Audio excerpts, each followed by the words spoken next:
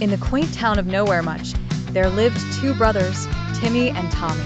Timmy was the quintessential academic, his room a temple to books and calculators, while Tommy was the high priest of pixels and controllers, much to the chagrin of their mother, Muriel. Muriel possessed a PhD in favoritism with a minor in very obvious bias.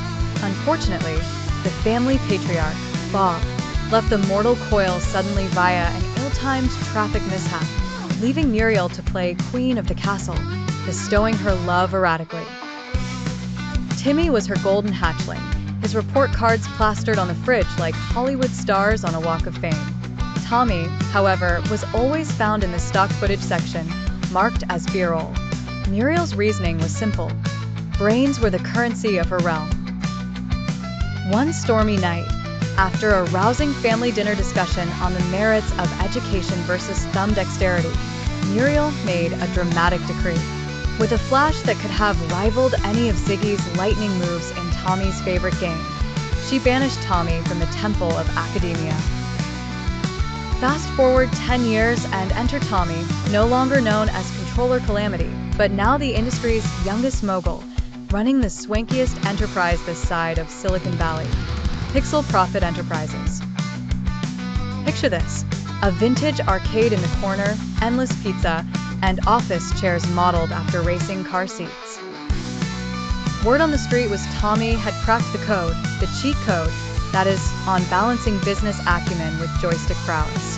One fine Wednesday, who should waltz through the beeping and booping corridors of Pixel Profit but Muriel herself, clutching a handbag so tight it squeaked.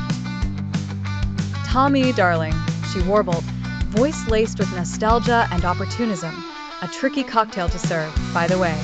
"Why don't you come back home to live with Mama?" Tommy turned in his executive swivel chair, the dramatic flair not lost on anyone. Return?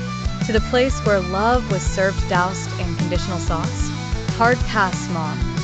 Muriel, being someone who always loved Plan B, then made her second move. "How about a little financial assistance for your dear old mom? Help keep the Wi-Fi humming at home." Tommy chuckled, a sound reminiscent of Pac-Man gobbling a ghost. "Mom, just as you showed me the door, I kindly ask you to learn how to operate it yourself on your way out." And thus, Muriel left not just with empty pockets, but with an overflowing jar of lessons. Tommy continued his rule, the unbeatable high score in the game of life.